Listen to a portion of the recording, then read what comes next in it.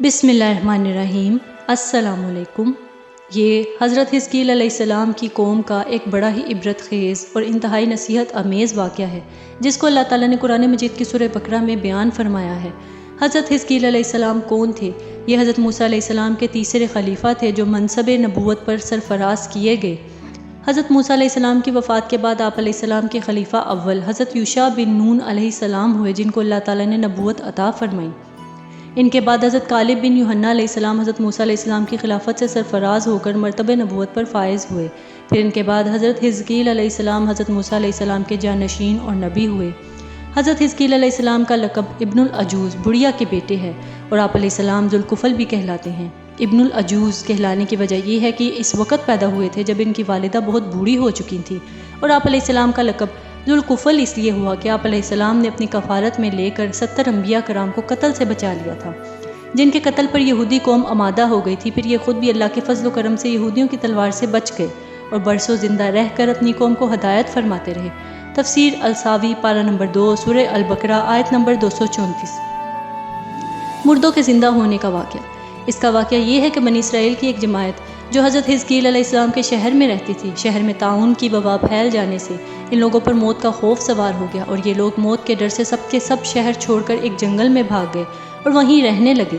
تو اللہ تعالیٰ کو ان لوگوں کی یہ حرکت بہت ناپسند ہوئی، چنانچہ اللہ تعالیٰ نے ایک عذاب کے فرشتے کو اس جنگل میں بھیج دیا، جس نے ایک پہاڑ کی آڑ میں چھپ کر اور چیخ مار کر بلند آواز سے یہ کہہ دیا تھا، موتوا، یعنی تم سب مر جاؤ۔ اور اس مہیب اور بھیانک چیخ کو سن کر بغیر کسی بیماری کے بالکل اچانک یہ سب کے سب مر گئے، جن کی تعداد 70,000 تھی۔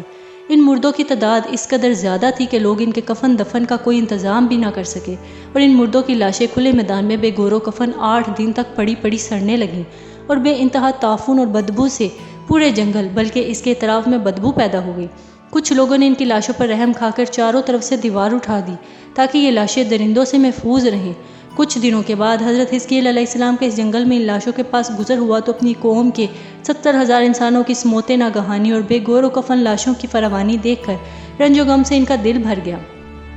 آپ دیدہ ہو گئے اور اللہ تعالیٰ کے دربار میں دکھ پڑے دل سے گر گرا کر دعا مانگنے لگے کہ یا اللہ، یہ میری قوم کے افراد تھے جو اپنی نادانی سے یہ غلطی کر بیٹھے کہ موت کے ڈر سے شہر چھوڑ کر جنگل میں آ گئے۔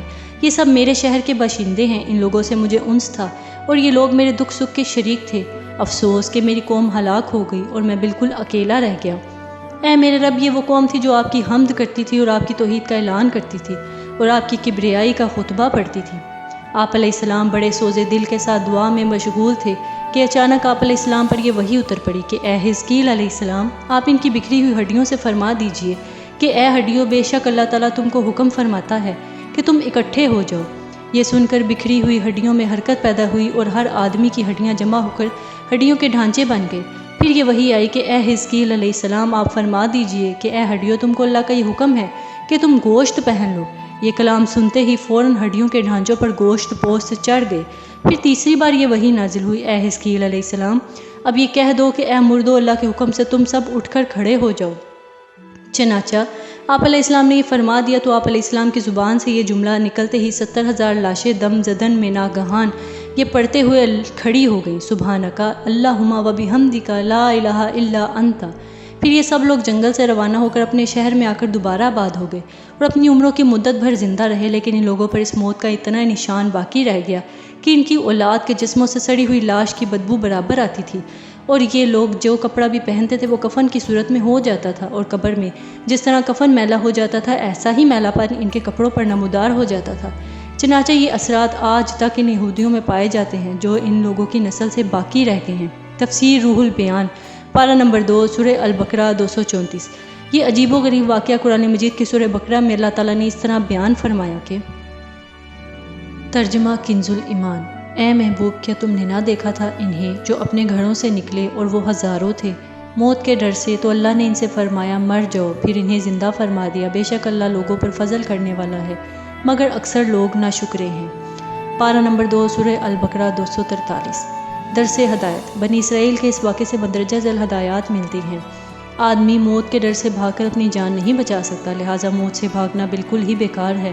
اللہ تعالیٰ نے جو موت مقدر میں فرما دی ہے وہ اپنے وقت پر ضرور آئے گی، نہ ایک سیکنڈ اپنے وقت سے پہلے آ سکتی ہے نہ ایک سیکنڈ بعد میں آئے گی، لہٰذا بندوں کو لازم ہے کہ رضا الہی پر راضی رہ کر صابر و شاکر رہیں، اور خواہ کتنی ہی وبا پھیلے یا گھمسان کا سماں ہو جائے، اطمینان و سکون کا دامن اپنے ہاتھ سے نہ چھوڑیں، اور یہ یقین رکھیں کہ جب تک میری موت نہیں آتی مجھے کوئی نہیں مار سکتا، اور نہ میں مر سکتا ہوں، اور جب میری موت آ جائے گی تو کچھ بھی کروں، کہیں بھی چلا جاؤں، بھاگ جاؤں، ڈٹ کر کھڑا رہوں، یا میں کسی بھی حال میں ہوں، میں بچ نہیں سکتا۔